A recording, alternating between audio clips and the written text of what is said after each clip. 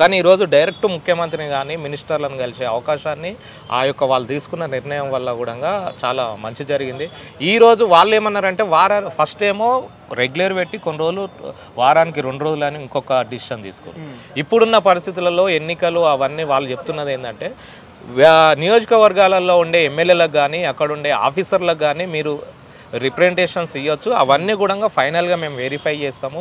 Election code అయిపోయిన తర్వాత మళ్ళీ యథావిధిగా కొనసాగుతుంది అనే ఒక మాట వాళ్ళు చెప్తారు. ఆల్రెడీ మేము ఈ క్వశ్చన్ రేజ్ చేసినాం విద్యార్థులుగా.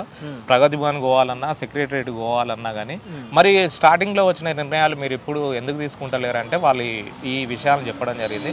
ఖచ్చితంగా రేపు మళ్ళీ వాళ్ళు ఈ కోడ్ అయిపోయినాక అదే ధోరణితో ఉంటే ఖచ్చితంగా వ్యతిరేకత స్టార్ట్ అవుతుంది.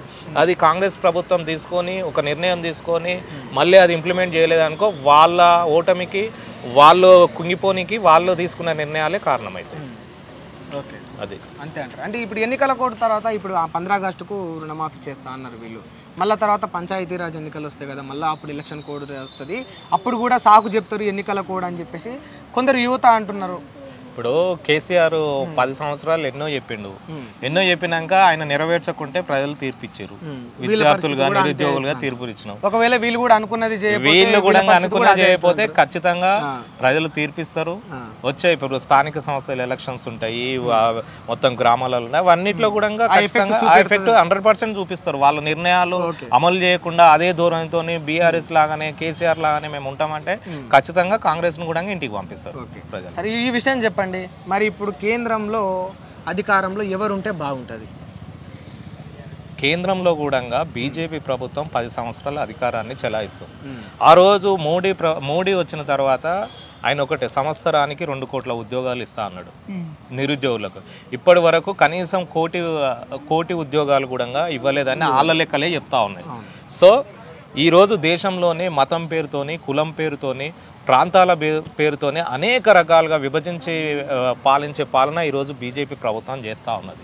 సో ఈ సెక్యులర్ దేశాన్ని కాస్త ఈరోజు ఒక మతము ఒకే భాష అనే ఒక ధోరణి వైపు తీసుకెళ్తా ఉన్నాడు నరేంద్ర మోడీ.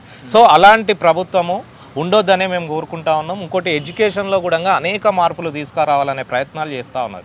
ఇప్పటికే నూతన ఎడ్యుకేషన్ పాలసీలో అనేక మార్పులు తీసుకొచ్చి ఈరోజు మేము అది ఇంప్లిమెంట్ చేస్తూ అంటా ఉన్నారు. ఇప్పుడు స్వేచ్ఛ సమానత్వం అనే ఒక 2 వర్డ్స్ను తీసేసి మేము ఏది చెప్పినా కానీ మీరు అదే చదవాలి, మేము మత గ్రంథాలు తీసుకొచ్చి ఆడబెట్టినా కానీ మీరు అవే ఫాలో కావాలని ఒక మతపరమైన ఒక మతోన్మాద సిద్ధాంతాలను ఈరోజు బీజేపీ ఈరోజు నరేంద్ర మోడీ మళ్ళీ అమలు చేసి సనాతన ధర్మాన్ని అదేవిధంగా గత 1000 సంవత్సరాల కింద ఉన్న మన ధర్మాన్ని మళ్ళీ ఇంప్లిమెంట్ చేయాలనే ఒక ధోరణి ఈరోజు రాజ్యాంగాన్ని మార్చి అనేక రకాలుగా ఈరోజు మళ్ళీ అగ్రకులాలకు వాళ్ళకు ఒక పెద్ద అగ్రకులాలకు న్యాయం చేయడం కోసమే రాజ్యాంగాన్ని మార్చాలనే ఆలోచన వీళ్ళకి వచ్చిందంటారా, లేకపోతే దళితులకు ఇంకా న్యాయం జరగాలనే ఆలోచన విధంలో ఈ మాట చెప్పినట్టు? లేదు, అగ్రకులాలకు న్యాయం ఎందుకంటే ఉన్నదంతా వాళ్ళే అగ్రకులస్తుడు ఏం కాదు కదా.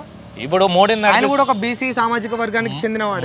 నడిపిస్తున్నది మొత్తము అదాని అంబానీ వాళ్ళొక వైశ్య వాళ్ళొక బాంటియా ఇలాంటి మొత్తం అటు నార్త్ ఇండియాకి చెందిన వాళ్ళు వాళ్ళు మొత్తం కూడా వాళ్ళ మాట వింటున్నారు అంటారు. 100% మోడీని నడిపిస్తున్నదే వాళ్ళు. అంతేనా?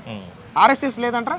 ఆర్ఎస్ఎస్ ఉన్నది కానీ ఆర్ఎస్ఎస్ నడవాలన్నా బీజేపీ నడవాలన్నా దానికి ఫైనాన్షియల్ సోర్స్ అనేది. ఇప్పుడు ఆదాని అంబానీ కూడా ఆర్ఎస్ఎస్ వాళ్ళు గత 100 సంవత్సరాల నుంచి కూడా వాళ్ళు ఒక కులంగా ఎడ్యుకేట్ అయ్యి వాళ్ళు ఒక అగ్రకులంగా చలమని అవుతూ ఈ రోజు ఈ దేశాన్ని మొత్తం హిందూ దేశంగా మార్చాలనే ఒక క్యాపిటలిస్టులు అందరూ కూడా పూనుకొని అందులో ఆదాని అంబానీ వీళ్ళందరూ కూడా ఒక ప్రయోగం రూపంలో ఈ రోజు బీజేపీ గవర్నమెంట్ ఉంది. హిందూ దేశంగా మార్చాలి, ఈ దేశంలో నువ్వు బ్రతకాలంటే హిందువే ఉండాలి, లేదంటే నువ్వు వేరే ఇంకే మతానికి చెందినోడో ఉండొద్దు అనే ఒక నీచమైన ఆలోచనతోని ఒక ప్రకటబంధ ప్లాన్ తోని 10 సంవత్సరాల నుంచి మోడీని నడిపిస్తున్నది కూడా వీళ్ళే. సో దాంట్లో భాగంగానే రేపు మళ్ళీ బీజేపీ అధికారంలోకి వస్తే ఈ దేశం మొత్తం విచ్ఛిన్నమవుతుంది, భారత రాజ్యాంగాన్ని మారుస్తారు. ఈ దేశంలో ఉండాలంటే ఖచ్చితంగా నువ్వు గుడికి కాదు పోవాల్సింది, అది బడికి కాదు పోవాల్సింది, ఖచ్చితంగా నువ్వు గుడికి పోయేసిన తర్వాతనే నువ్వు బడికి రావాలి, లేదంటే ఆ బడిలోనే గుడులు ఏర్పాటు చేసే ప్రమాదమైన స్థితిలోకి ఈరోజు దేశాన్ని నెట్టేస్తున్న పరిస్థితి బీజేపీని చూస్తా ఉన్నాం. సో ఇది అత్యంత ప్రమాదకరము. ఖచ్చితంగా బీజేపీని ఓడించాలనేదే మేము విద్యార్థులుగా భావిస్తాం. మరి బీజేపీని ఓడిస్తే ఎవరుంటే బాగుంటుంది? ఆల్టర్నేటివ్ ఇప్పుడు కాంగ్రెస్ ప్రభుత్వం వచ్చింది, తెలంగాణలో కాంగ్రెస్ ప్రభుత్వం రాహుల్ గాంధీ వచ్చింది. ప్రధానమంత్రి పిఎం అనే పోస్టుకు అసలు సూటబులే కాదు, ఆయనకు ఆ అనుభవం లేదు. ఇక ఒక మీడియా ప్రతినిధిగా నేను ఈ మాట అనకూడదు, కానీ వాస్తవాలు మాట్లాడుకుంటే ఆయనను పప్పు అనే ఒక రకంగా పిలవడం మాత్రం చూస్తుంటాం. మరి ఇప్పుడు ఆపోజిట్ పార్టీలు కానీ వ్యక్తులు కానీ అనేక రకాలుగా విమర్శలు చేస్తూ ఉంటారు. రాహుల్ గాంధీ చేసుకున్న యాత్రలు జోడే యాత్ర చూడొచ్చు, ఆయన మాట్లాడే విధానం చూడొచ్చు. ఆయన యూనివర్సిటీలలో ఎలాంటి రాజకీయ ప్రమేయం లేకుండా స్వేచ్ఛగా వచ్చి విద్యార్థుల సమస్యలు తెలుసుకొని అనేక రకాలు ఆయన ఒక మంచి ఎడ్యుకేషన్ చేసుకొని వచ్చిండు కాబట్టి ఆయనకు ఒక విజన్ ఉంది. యూనివర్సిటీలు అంటే ఏంది, విద్యార్థులు అంటే ఏంది, భవిష్యత్తు విద్యార్థి లోకానికి మనం ఏం చేయాలి, యువతకు ఏం చేయాలని ఒక ఆలోచనతో ముందుకు కోరుతుంది. అలాంటి నాయకుడు రావాలని కోరుకోవడంలో తప్పు లేదు. నరేంద్ర మోడీ లాంటి వాళ్ళు కనీసం డిగ్రీ కూడా పాస్ కాని వాళ్ళు ఒక మత పునాదుల మీద రాజకీయాలు చేసి గుజరాత్లో 1000 మందిని కూడా హత్యలు చేయించి ఈరోజు ప్రధానమంత్రిగా చెలామణి అవుతూ ఈరోజు ఈ దేశాన్ని ఒక మతం పేరుతో కులం పేరుతో విభజించే నాయకుడు అవసరం లేదని మేము భావిస్తాం. అంటే ఇప్పుడు నరేంద్ర మోడీ గారు అన్న మాట ఒకటి ఏంటంటే, కాంగ్రెస్ అధికారంలోకి వస్తే అందరి ఇళ్ల చిట్టా లెక్కలు తీసుకుంటుందట. ఊర్లలోకి ఇల్లు, పట్టణంలోకి ఇల్లు ఉంటే ఏదైనా ఒక ఇల్లును కాంగ్రెస్ అధికారంలోకి వస్తే లాగేసుకుంటుందట. అవసరమైతే మహిళల మెడలో పుస్తల తాడును కూడా తెంపేసుకుంటుందట. ఈ సంపద అంతా తీసుకుపోయి పాకిస్తానీలకు అంటగడుతుంది అని చెప్పేసి ప్రధాని గతంలో కాంగ్రెస్ ప్రభుత్వం అధికారంలో ఉంది, ఇప్పుడు కొత్తగా ఏం వస్తలేదు కదా. బీజేపీ ప్రభుత్వం అధికారంలో ఉన్నప్పుడు చేస్తున్నాయి అనేది కూడా నిజాలు మేము మాట్లాడినాయి. కాంగ్రెస్ ప్రభుత్వం చేస్తుంది అనే దాంట్లో గతంలో అధికారంలో ఉన్నా కానీ వాళ్ళు ఇక్కడ కూడా మోడీ మాట్లాడిన కూడా చేయలేదు.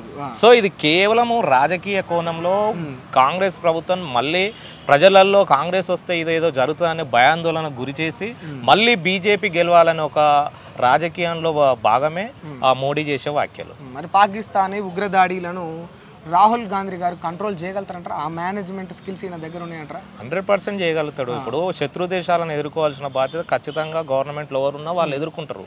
అందులో నరేంద్ర మోడీ కానీ కొన్ని వ్యూహాలు ఉంటాయి, కొన్ని ఎత్తుగడలు ఉంటాయి కదా. ఇప్పుడు ప్రజలను రెచ్చగొట్టి భావోద్వేగమైన మాటలు మాట్లాడడం వేరు, పనులు చేయడం వేరు. బీజేపీ, ఆర్ఎస్ఎస్ గానీ మోడీ గానీ వీళ్ళందరూ చేస్తున్నది ఏంటంటే ఈ భారతదేశంలో ప్రజలను మొత్తం ఈ యొక్క మతం అనే ముసుగులో మొత్తం దేశాన్ని మేమే కాపాడుతాము, పక్క దేశాల మీద యుద్ధం చేస్తే మనమే ఉంటాము అనే ఒక ధోరణితో కొనసాగుతుంది. గతంలో కాంగ్రెస్ ప్రభుత్వం ఉన్నప్పుడు ఎట్లా ఉంది, ఎలాంటి వాతావరణం ఉంది, ఇప్పుడు ఎలాంటి వాతావరణం, గతంలో దేశాన్ని రక్షించుకున్న చరిత్ర కాంగ్రెస్ ప్రభుత్వంకి ఉంది. సో మళ్ళీ ఇప్పుడు ఏదో కాంగ్రెస్ వస్తే మళ్ళీ ఏదో జరుగుతుంది అనుకోవడం అది తప్పుడు వాదన. మోడీ కావాలని చేస్తున్న వ్యాఖ్యలు అవన్నీ. ఓకే అన్న, థ్యాంక్ యూ అన్న, థ్యాంక్ యూ సో మచ్.